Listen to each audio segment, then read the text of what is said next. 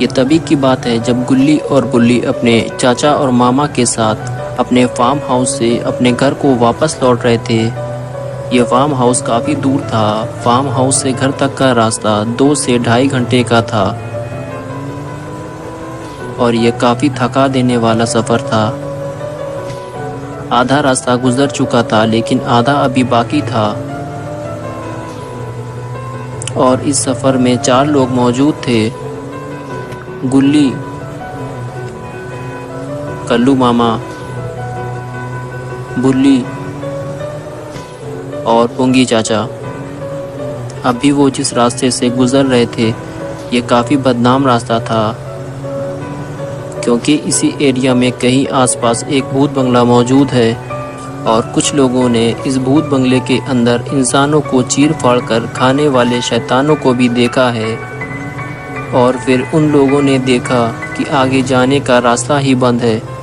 लेकिन ये कैसे हो सकता है? सुबह जब इन लोग इसी रास्ते से गए थे तब तो ये रास्ता खुला हुआ था, लेकिन रात में इसे क्यों बंद कर दिया गया और ये सब किसने किया है? फिर आपस में चारों ने फैसला किया कि इतनी दूर आकर वापस तो नहीं जा सकते, हमें जंगल के रास्ते से ही निकलना चाहिए।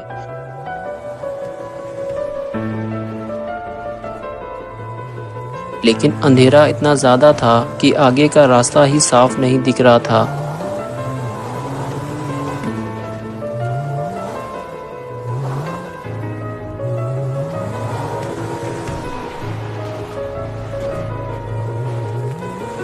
और तभी कल्लू मामा ने गाड़ी की स्पीड बढ़ा दी और आगे की ढलान उन्हें नज़र नहीं आई और गाड़ी बेकाबू होकर नीचे गिरने लगी। और लाख कोशिशों के बाद भी गाड़ी नहीं रुकी और वो सीधे नीचे जाकर गिरी और इस तरह से गिरी कि उसके 2 पहिए ऊपर और 2 नीचे थे। वो पूरी तरह से फंस चुकी थी।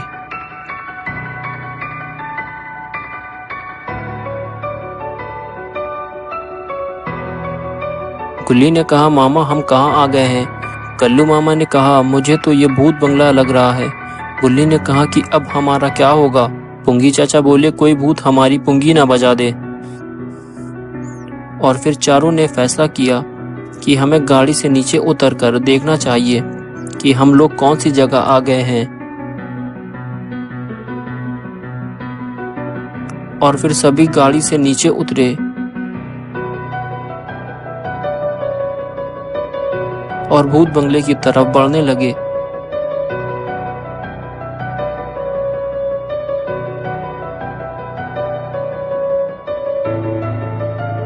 लेकिन तभी उन्होंने देखा कि वहां पर कुछ और लोग भी मौजूद हैं।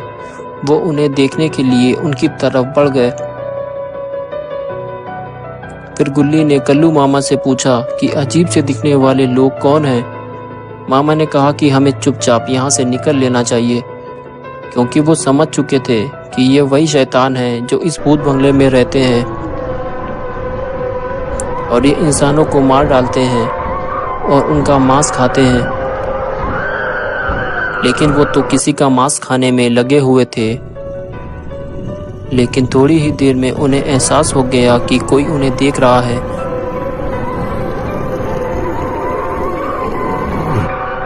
और बस फिर क्या था, वो उठ खड़े हुए।